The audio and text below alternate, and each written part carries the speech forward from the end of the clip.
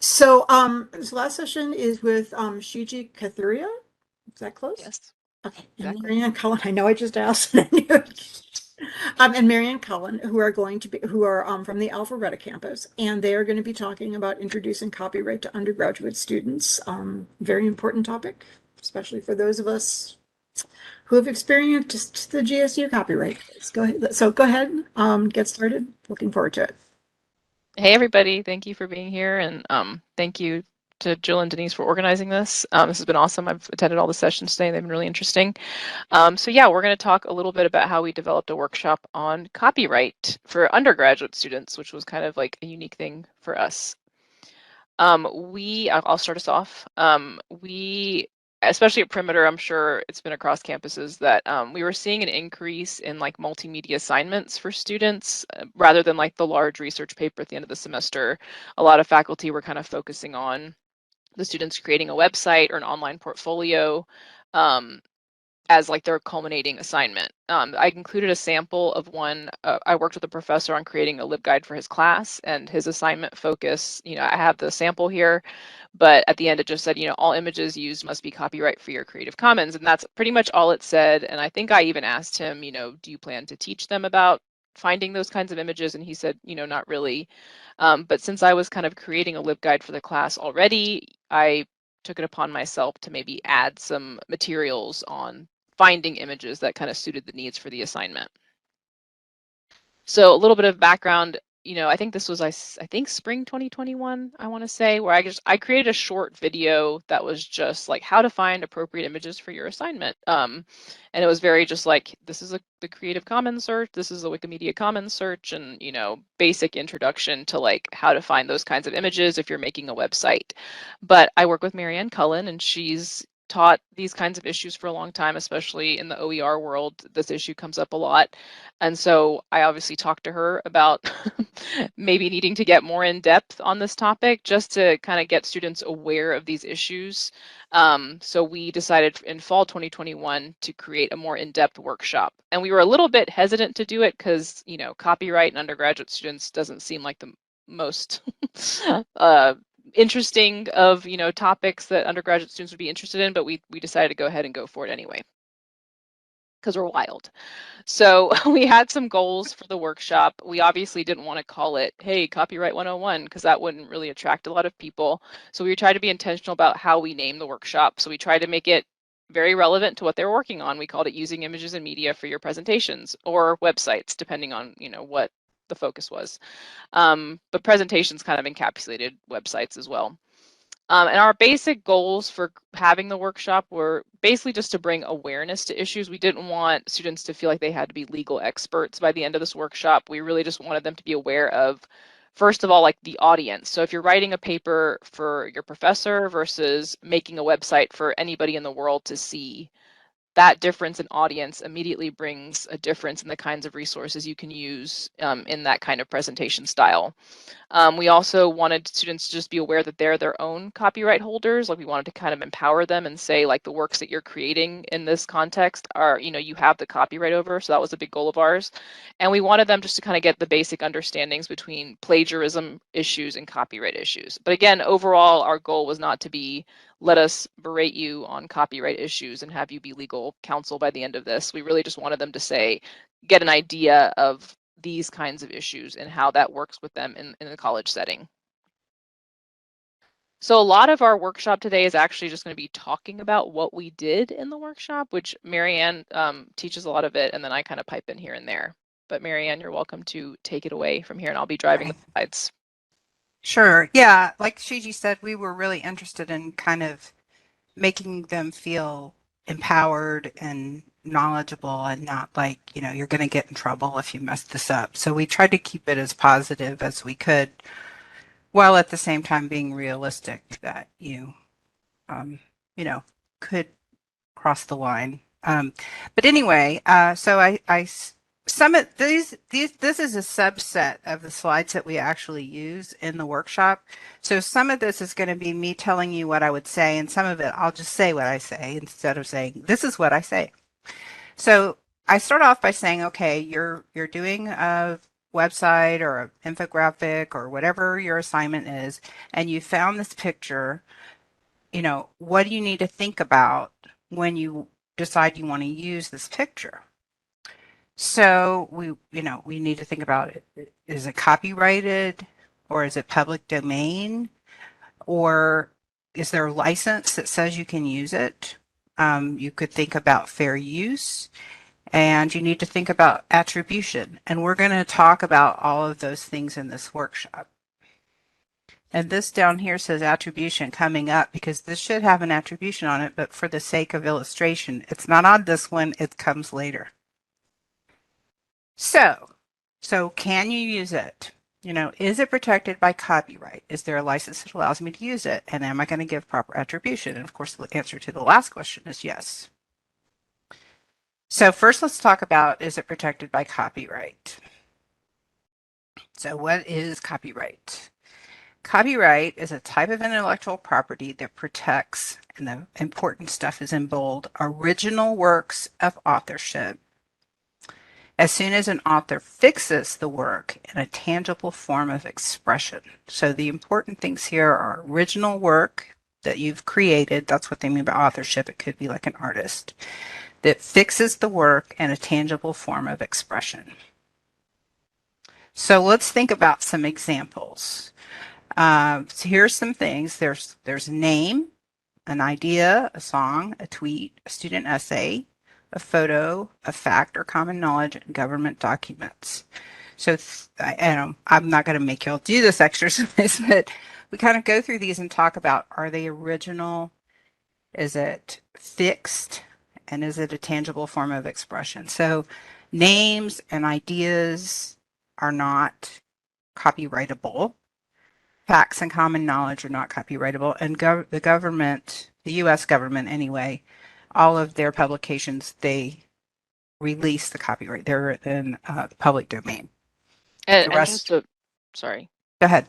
Just to pipe in, when we're teaching this workshop, this part I find has created a lot of conversation with the students, which has been great. They kind of really immediately take to the idea of like songs versus, and we were surprised to see it kind of take off in a conversational way with the students at this point. Okay, let's go to the next slide. So what rights does a copyright give? The copyright means that the author has the power, or the copyright holder has the authority to reproduce the work. They can make derivative work. So that means like if you have a print book, you could now make an audio book, or you can make a film out of it, something like that. You can distribute it, give it to everybody you want. You can perform or display it publicly, and you can assign the copyright to someone else, such as a publisher. Or you can give others permissions to use your work. So you can say, yeah, this is mine. You can use it. That doesn't mean everyone can use it. Okay. So is everything on the web okay to reuse? And of course, we know the answer is no. Websites, videos, everything are copyrighted unless the subject, and unless it follows a rule that it's not copyrighted, such as things that we were talking about. So just because it doesn't say copyrighted doesn't mean it's not. So when we're talking about to students, we don't really go into a lot of detail about fair use. I just say that there is a thing called fair use where you could use a copyrighted work if there are certain questions that are answered. But when we talk to faculty about this, they're very interested in fair use. But for the students, I say, if you're just using something in your class for your professor, as long as they don't care if it's copyrighted or not, you're just talking in a very limited space and you're fine using whatever you want to use. But when you have one of these assignments, like you're going to make a website, or you're going to post your infographic in the hallway or at a conference or something, suddenly all that copyright stuff matters. And you need to think about either fair use or just use openly licensed materials. So is there a license that allows you to use it? So yeah, this is a point of the workshop where we kind of introduce the idea of Creative Commons being an organization that's tried to make a standardized way to grant copyright permissions for works that you find, and how to ensure proper attribution is kind of leading the way of, assuring that you're giving proper attribution to things you find and how you can use those works. And then we kind of go through what the basic licenses are. Again, like we don't go down to every single license and what it means, but we try to talk about the 4 core areas that Creative Commons tries to protect around, which is, first of all, CC0 is public domain, but then, should you give attribution? Should you adapt it or derive it? What kind of license should you share your work with? And then if you're going to use it in a commercial setting or not. So Creative Commons licensing can give you an easy way to assign licenses. And we did assign a license to this PowerPoint. I think we gave it the CC BY license. I'm not sure. It says somewhere. And non-commercial. Yes, non-commercial, please. So am I going to give it proper attribution in terms of if you can use the work? That's making sure you give that proper attribution. So at this point in the workshop, we do talk a little bit about the differences between what citation means and what attribution means. And again, like I try not to like go through detailed of every little thing, but essentially citation is the academic purpose behind using something, whereas attribution is the legal purpose behind using a work. And citation in general has very specific ways for you to give credit to the work that you're using. It's either in a specific style like APA, Chicago MLA, whereas attribution statement styles are still emerging. There's kind of more of a best practices than a defined style on how to give attribution. And then, with citation, you're obviously using a more limited portion of the work. And with attribution, you're often using the entire work, whether it's like a picture or a song or something like that. Whereas with citation, you're probably taking a quote from a book or something like that. So there's a difference in the quantities of what you're using, how you're giving the style, what style you're using to give credit, and where it's found. In a citation, they're often at the end of the work, whereas with attribution, they're often on the same page. So if you're like using an image, the attribution style is often at the very bottom, right below. So just kind of like getting your brain wrapped around like what are the differences between the two. You can't really interchange them because they're kind of covering different things. So here's an example. Again, this is for students. So we're trying to show them like this is what a citation should look like, particularly in MLA.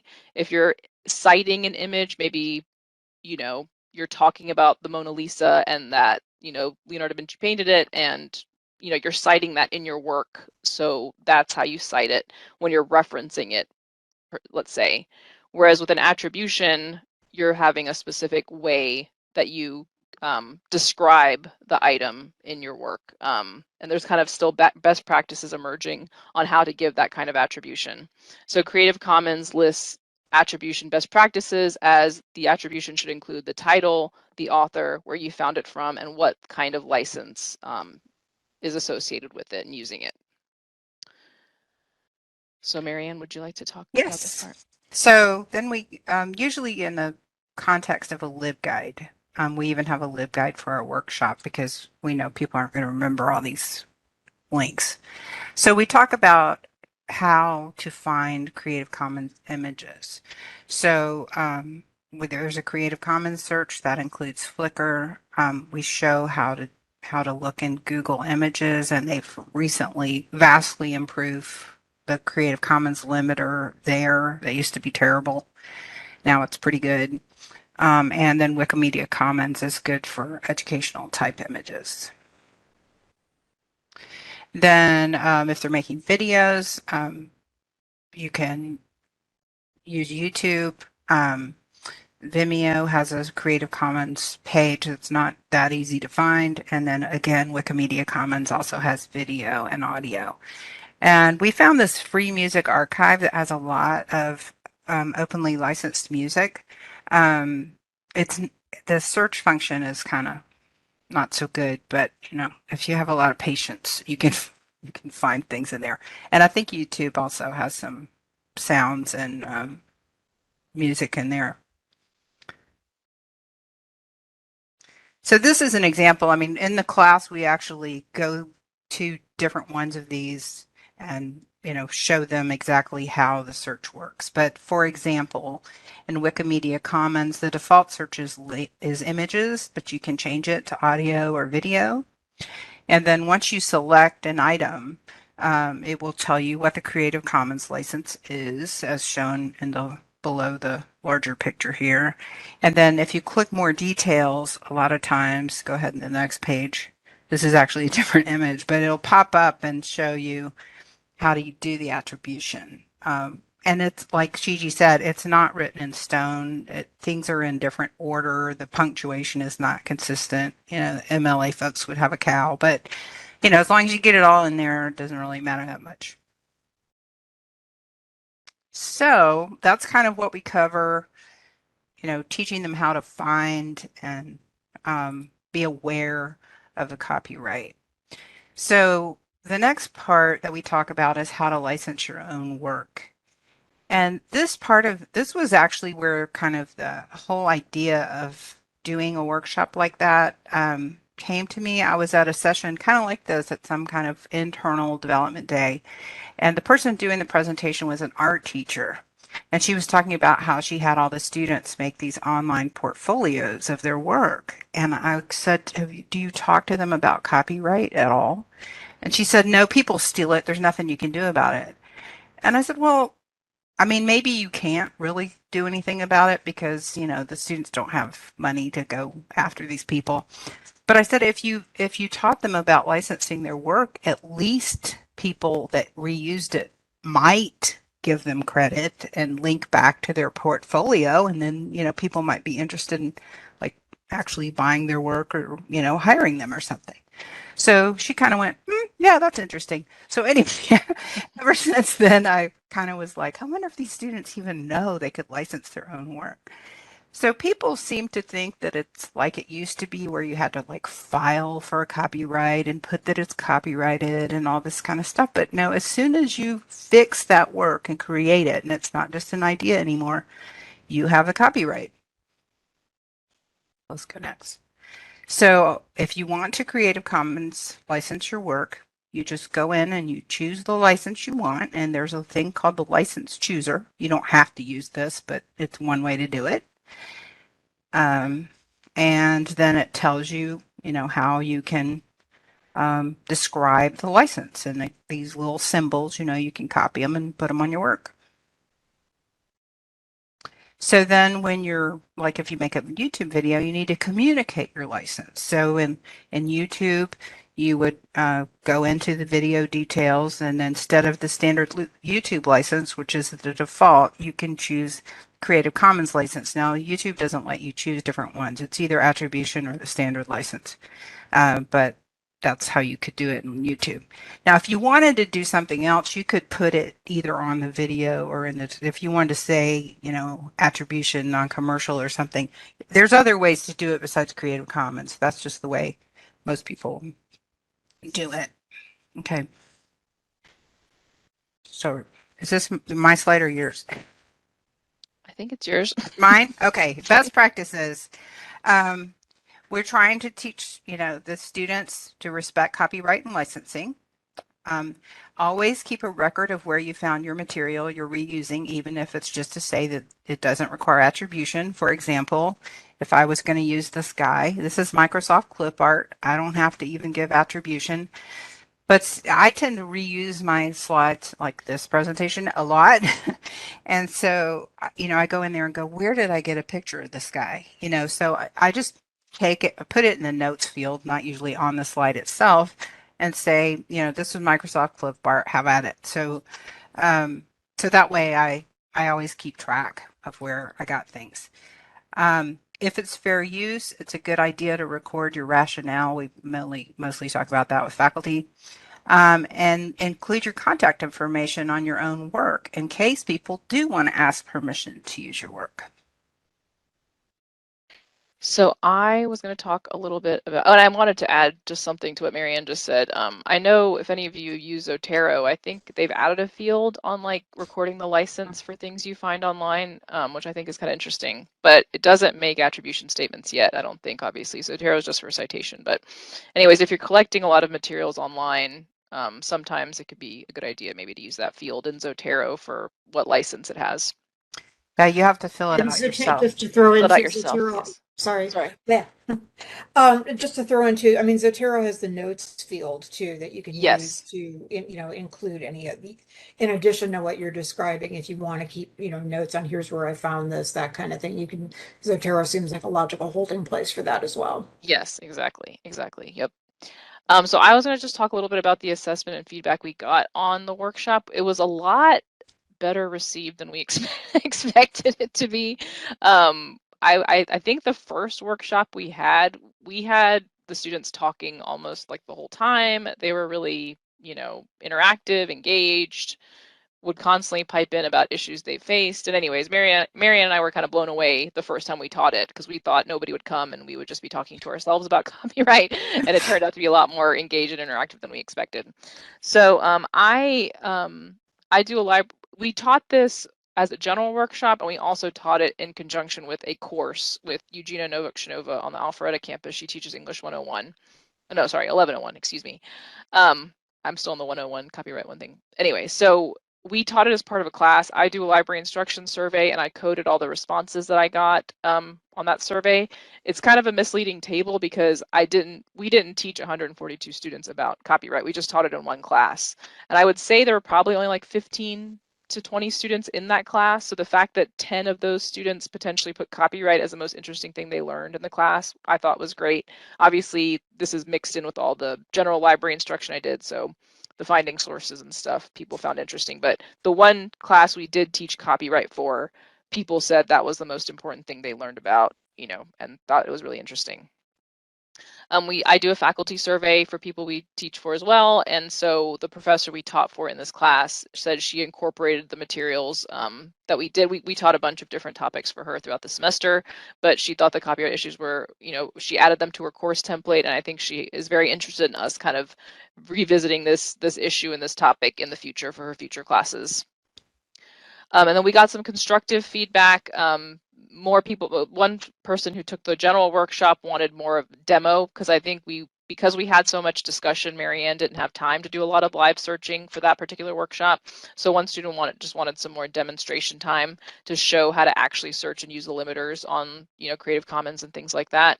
And then, somebody appreciated the fact that we did use screenshots and that kind of thing. So there's like some commentary on whether or not to do live demonstrations or screenshots for future workshops, basically. But in general, the workshop was very well received.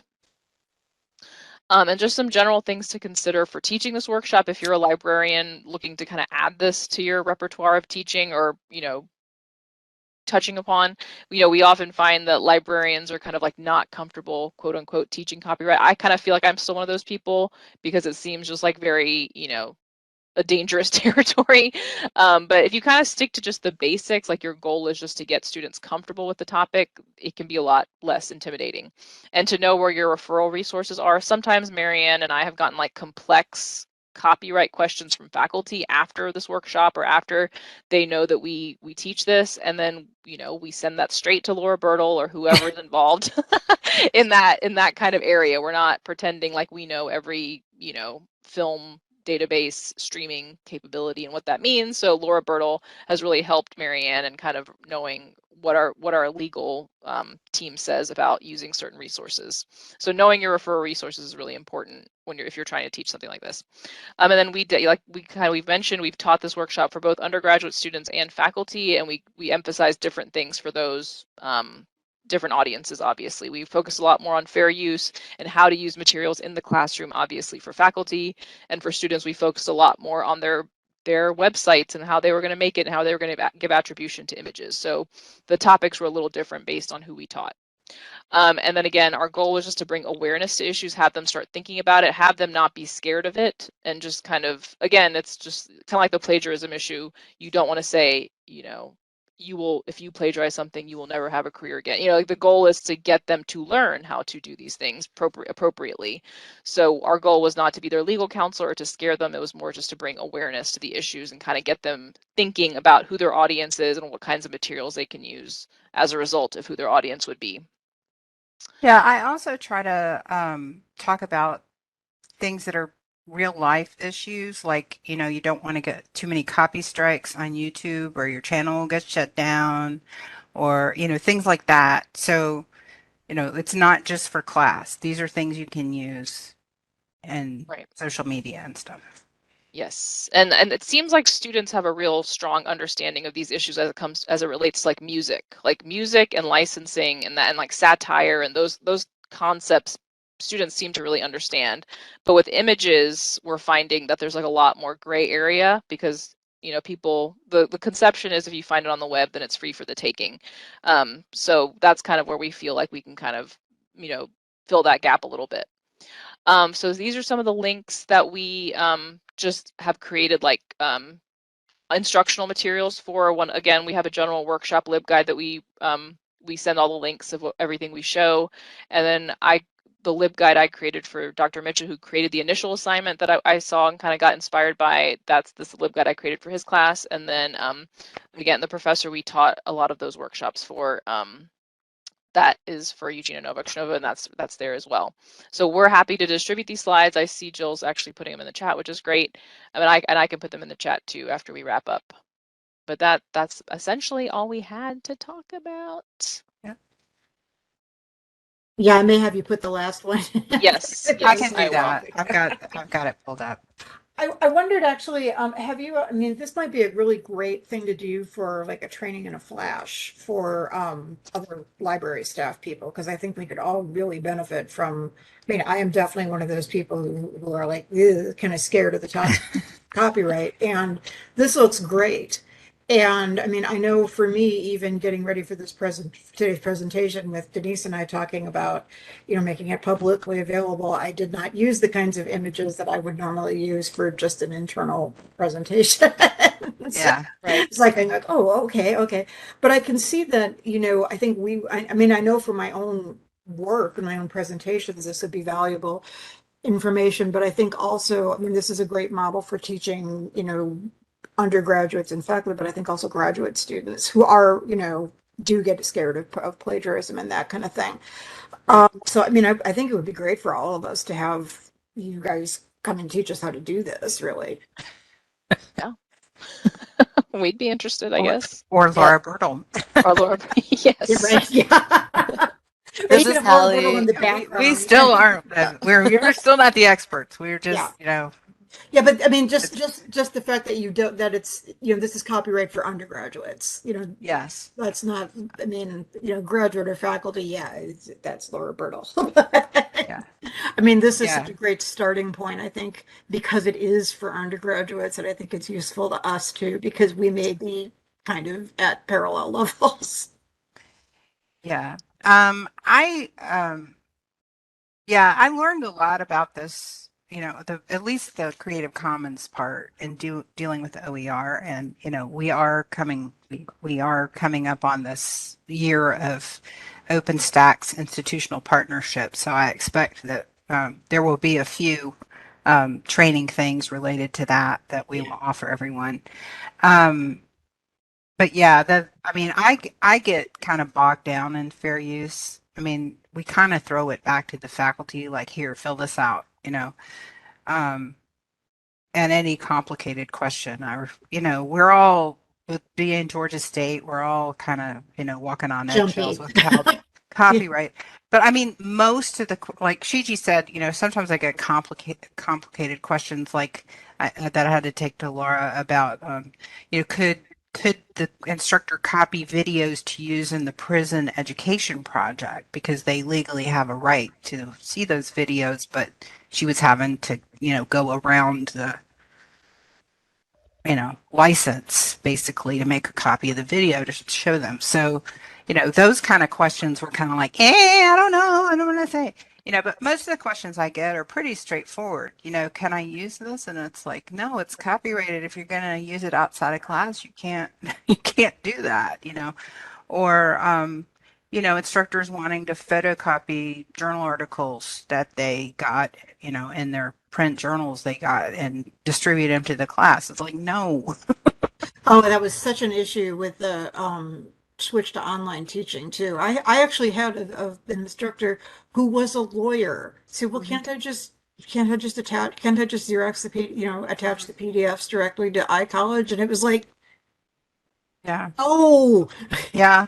lawyer Well, person, don't do that. and we're finding that a lot of the faculty are just like, if I don't know, I can't be at fault. They don't Right. want to talk about it. They don't want to ask because they're like, oh, I'm just going to plead ignorance, Or they and take a that's lot of kind of, liberty with it being educational, quote unquote. yeah, Like they yeah, think educational covers everything legally for them, and unfortunately it doesn't, yeah, especially if you have a personal subscription to something, yeah. and you're distributing it to a wider audience. That's a problem.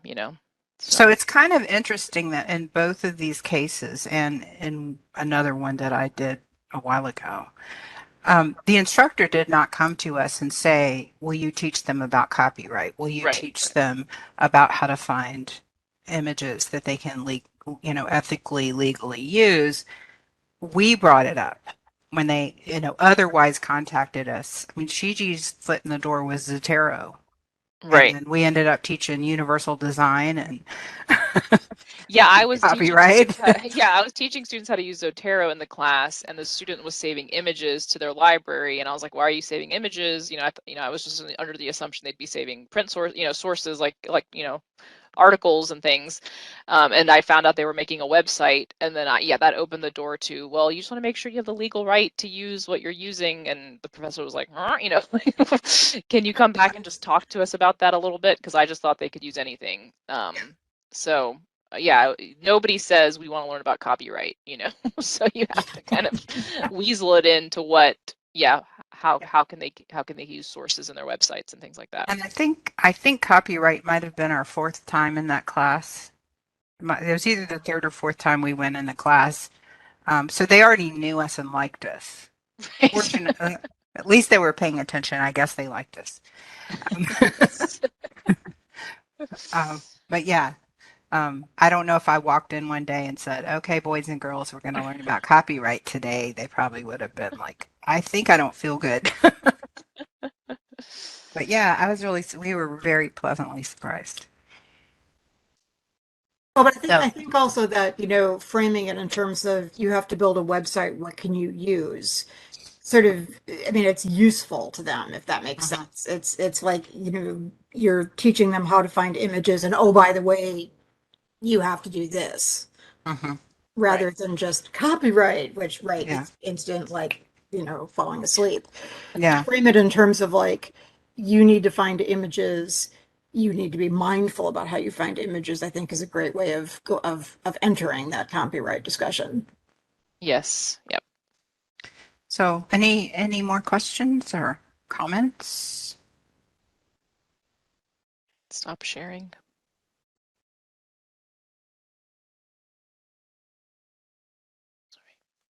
Well, thanks for hanging in there. I know it's been a long day. We're like, nobody's going to come to ours. So thank you for coming. Yes, thanks everybody. And thanks to Jill and Denise for putting this together. Shiji said that, but now I get to say it. Okay, can you see our, back to our main, Yeah.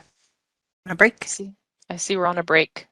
Yeah. yeah, I'm trying to move it's not letting me, Oh, so,